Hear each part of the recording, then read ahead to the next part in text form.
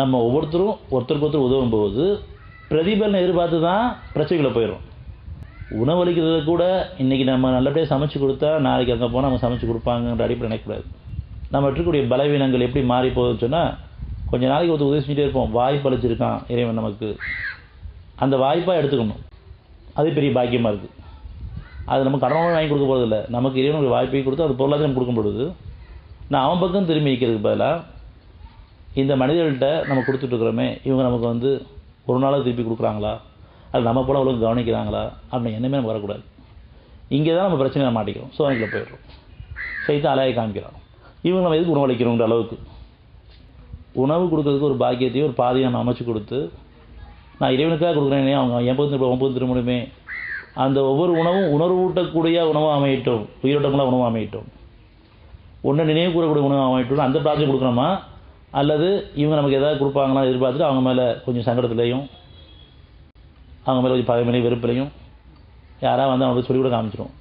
நான் இத்தனை வருஷம் கொடுத்துட்ருக்கேன், கொஞ்சம் கூட அவங்களுக்கு மனசாட்சியே இல்லை, ஒரு நாளும் கொடுக்க மாட்டேங்கிறாங்க, இப்படி நம்ம எண்ணத்தை வச்சுக்கணும். ஆனால் இவன் சொல்கிறதோ நீங்கள் மற்ற உதவுறது உணவு மட்டும் கிடையாது, எந்த வகையில் நீங்கள் உதவினாலும் சரி கடமையை செய்யுங்க. ஒருத்தர் உதவுடைய கடமையை வச்சுருக்க உங்களுக்கு சூழ்நிலை உருவாக்குறேன், பிரதிபலனை எதிர்பார்க்காதீங்க. பலனை எதிர்பார்த்து நம்ம இறைவனுடைய அருளை தடுத்துக்கிட்டோம். இவங்கள்ட்ட மனித எதிர்பார்த்து இறைவன் கணக்கில்லாமல் கொடுக்கக்கூடியவன், ஆனால் நம்ம கணக்கு போட்டு இவங்கள்ட்ட வாங்க பார்க்குறோம், எதிர்பார்க்குறோம். ஏமாற்றம் அடையும் போது பயமே விருப்பம் கொள்கிறோம். எதிர்பார்ப்புகள் தான் ஏமாற்றங்கள். குடும்பத்தில் கூட கணவனாக இருந்தாலும் மனைவியாக இருந்தாலும் பிள்ளைங்களாக இருந்தாலும் ஒருத்தருக்கு ஒருத்தர் உணவளிக்கிறது இறைவனுக்காக. அவ்வளோதான். ஒருத்தருக்கு ஒருத்தர் உதவுறது இறைவனுக்காக. இறைவனை சார்ந்து வாழ்றதுக்காக தான் குடும்பம் ஆக்கி வச்சுருக்கோம், ஒருத்தர் சார்ந்து வாழ்றதுக்காக கிடையாது. நம்ம ஒருத்தர் சார்ந்து வாழ்றதுக்காக பிரச்சனை அதிகமாயிட்டு.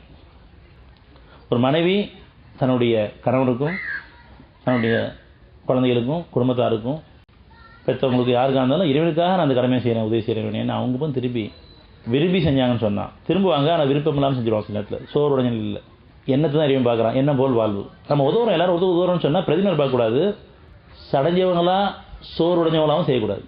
சில நேரங்களில் நம்ம கணவனுக்கு உணவளிக்கிறதே ரொம்ப சோர்ந்து போய் முடியாமல் ஆயிடுச்சு, சோர்ந்து போயிடுச்சுன்னா அப்போயா இறைவன் திரும்பணும். இறைவனே முடியாமல் இருக்குதே, உணர்வாக கொடுக்கணுமே, விருப்பத்தில் கொடுக்கணுமே, பிரதிநிதி எதிர்பார்க்க கொடுக்கணுமே அப்படிங்கிற மனசு நமக்கு வரணுமே ஒழிய அவர் சோர்வடைந்தவர்களாக ஆகிவிட்டவனா ஆகிடக்கூடாது.